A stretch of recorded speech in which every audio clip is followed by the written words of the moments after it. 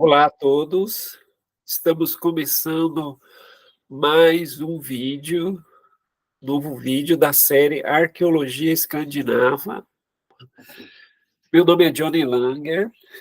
Hoje, excepcionalmente, estou usando a conta da professora Luciana, por isso que vai aparecer o nome dela embaixo do vídeo, pelo Google Meet, mas o meu nome é Johnny Langer, sou professor da UFPB, historiador, e estou retornando aqui com a série Arqueologia Escandinava. Bom, o vídeo de hoje nós trataremos de um tema, né, bem interessante dentro da cultura material da Dinamarca da Era Viking, que é o Machado de Mammon. Nós vamos ver a possibilidade de esse objeto fantástico, maravilhoso da arte viking, da arte da Era Viking, se ele possui alguma fixação, relação com o deus mais popular da Escandinávia antiga. Bom, a bibliografia desse vídeo, ela estará disponível em dois materiais que ainda não foram publicados. O primeiro é um artigo que eu escrevi junto com o Victor Hugo Sampaio, um artigo em inglês, né, que deverá estar brevemente disponível, e também ele é um subcapítulo do meu mais recente livro, que também está para ser publicado no final do ano, no começo do ano que vem, uma história arqueológica da Dinamarca Viking, para todos os que tiverem interesse. Então, esse objeto, o Machado de Mammon, ele será analisado no subcapítulo O Culto a Thor na Dinamarca. Bom, um pequeno contexto inicial sobre esse artefato, sobre esse objeto. Ele foi encontrado no século XIX, durante escavações arqueológicas na Dinamarca. Né? Esse sítio, Mammon, ele se localiza na península da Jutland, na Jutlândia, é a maior extensão territorial da Dinamarca. Né? E esse sítio ele era muito próximo do sítio de Jelling, que é o centro do poder na Escandinávia durante o século X. E Jelling é a casa dinástica que vai consolidar a centralização do poder danês durante o final da Era Viking. E esse sítio ficou famoso, né, por essa centralização e a própria processo de cristianização na Dinamarca em 965 com o Harald Blutzen, o famoso Haroldo, o Dente Azul. Então, vocês podem perceber pelo mapa que ele era muito próximo, né, o sítio de Mammon do sítio de Jelling. Então, ele tinha uma relação muito próxima com esse centro de poder. Aqui uma ilustração, no momento que o sítio foi escavado em 1868, né, ele era um montículo de uma pessoa da alta aristocracia, né, alguém ligado então à nobreza de Jelling, como eu falei, possivelmente pela distância, uma pessoa muito rica. E a maior parte dos objetos que foram encontrados nesse sítio, eles estão atualmente expostos no Museu Nacional da Dinamarca, em Copenhague.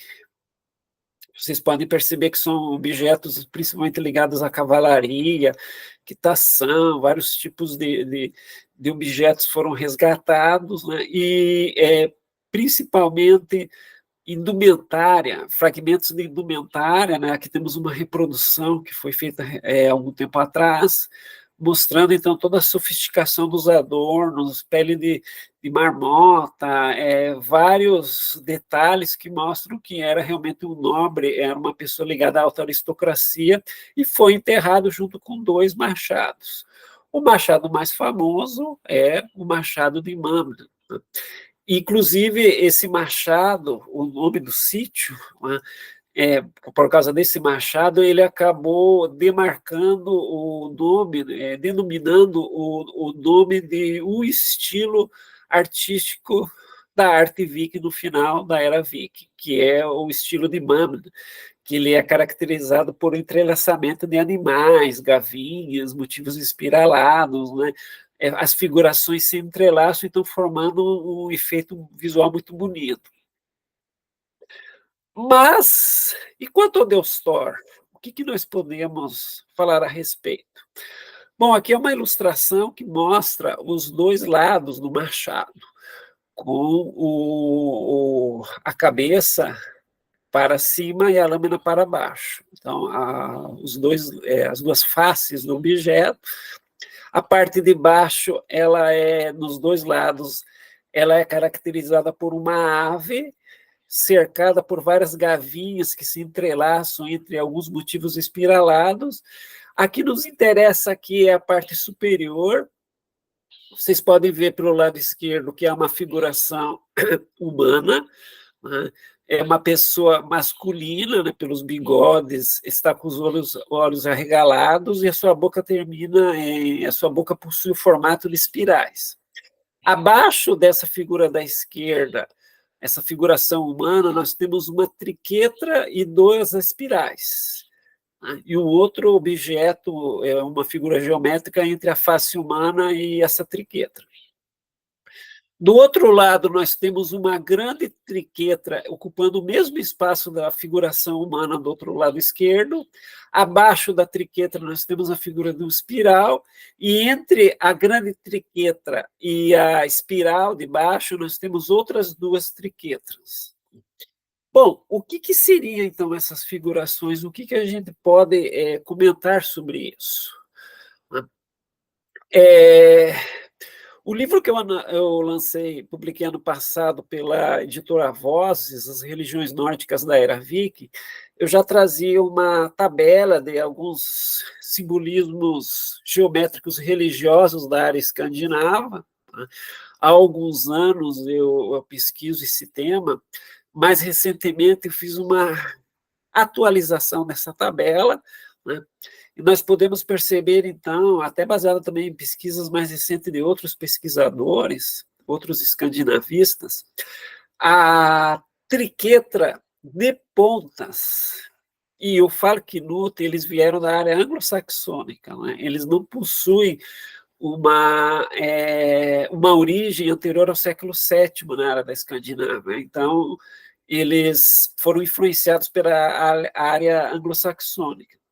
Mas, além da triqueta de pontas, nós temos outra triqueta, que essa sim já era muito antiga na área escandinava, que é a triquetra boromiana. Vocês podem perceber ali pelo infográfico que ela já ocorre no período das migrações. Né? Ela é caracterizada por 3 círculos que se entrelaçam e eles possuem, então, uma unidade, né, dentro dessa ideia da tripartição do número 3.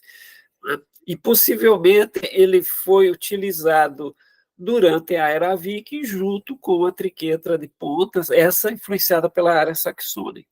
Né? As triquetras, tanto a boromiana quanto a com pontas, elas estiveram relacionadas, segundo alguns estudos que eu venho fazendo, né, tanto ao deus Odin quanto ao deus Thor. Aqui uma evidência que a triquetra boromiana ela é muito antiga na área escandinava.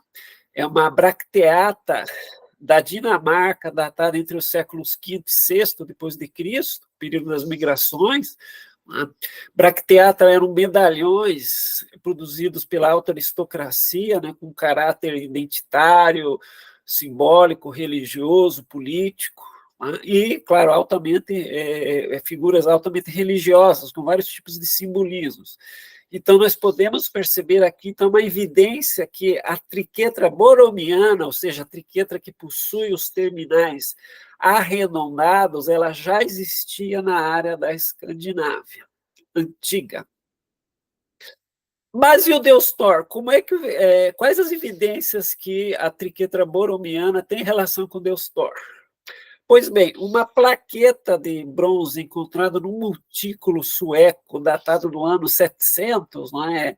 É um período que é a transição, é fronteira entre o período das migrações e o chamado período Vendel na Suécia. né? É um pouquinho anterior à Era Viking, mas o que nós temos nessa imagem?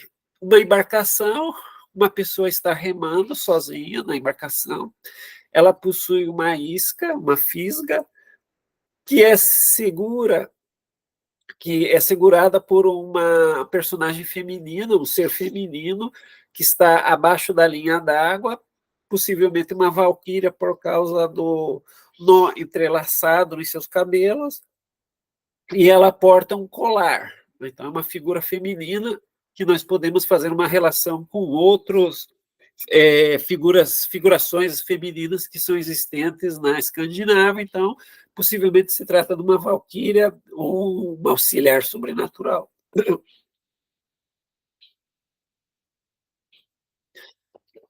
A figura acima do barquinho, o detalhe mais interessante dela é que ela possui os olhos muito proeminentes. O olho dessa figura, possivelmente masculina, ele é muito destacado. Daqui a pouco eu já vou falar dessa questão do olho. Então, segundo alguns pesquisadores, aqui nós temos uma representação do deus Thor pescando, talvez a mais antiga que tenha sobrevivido. E o detalhe mais interessante é que o centro dessa figura masculina ele possui uma triqueta borromiana. Então, é uma evidência de que o deus Thor já estava sendo relacionado com a triqueta borromiana. E o detalhe, esse barquinho, ele possui a popa e a proa bem elevados, é muito parecido com a embarcação que foi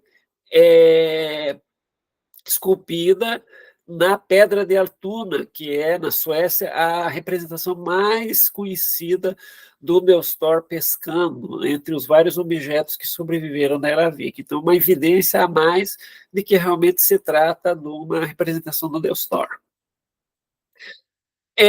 Uma outra evidência da relação do deus Thor com a triqueta é na área de Novgorod, na Rússia, num sítio que foi escavado há pouco tempo, né, do século X, no finalzinho da Era Viking, na área de assentamento do Novgorod. No momento que o sítio foi realizado o assentamento, foram descobertos evidências de objetos rituais, todos relacionados com o deus Thor, principalmente martelinhos, pingentes de martelinhos, né, em argolas, foram encontrados no sítio, e uma série de artefatos que são datados da pré-história, são polidores e objetos de pedra do Neolítico, que foram reaproveitados, ressignificados pela essa comunidade nórdica de Novgorod, e foram esculpidos desenhos de triquetas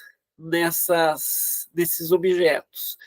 E também objetos de madeira, todos possuindo símbolos da triquetra. E aqui nós percebemos, então, a triquetra com pontas e a triquetra borromiana. Então, é mais uma evidência que num sítio relacionado com o culto ao deus Thor, nós temos evidências de uso da triquetra. Mas a maior evidência da relação do Thor com a triquetra borromiana nós encontramos em martelinhos do Mjolnir, do deus Thor, que foram resgatados na área sueca. Aqui nós temos 3 exemplos, os mais bonitos e os mais importantes.